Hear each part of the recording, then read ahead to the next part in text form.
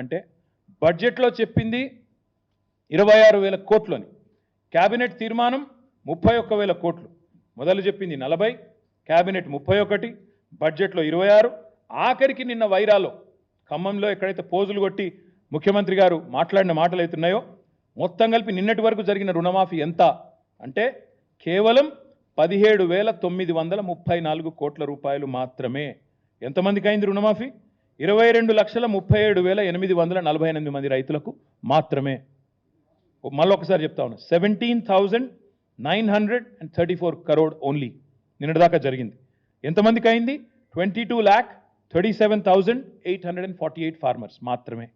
ఇది చేసి 15 ఆగస్టు లోపల పూర్తి చేస్తామని దేవుళ్ళ మీద ఒట్టుబెట్టి మళ్ళీ చిల్లర మాటలు, చిల్లర కూతలు. ఇందులో కూడా ఎన్ని వస్తాయో, ఎన్ని ఖాతాల్లో పడతాయో, దానికి సంబంధించి ఎన్ని కటింగులు ఉంటాయో ఎవరికి తెలియదు.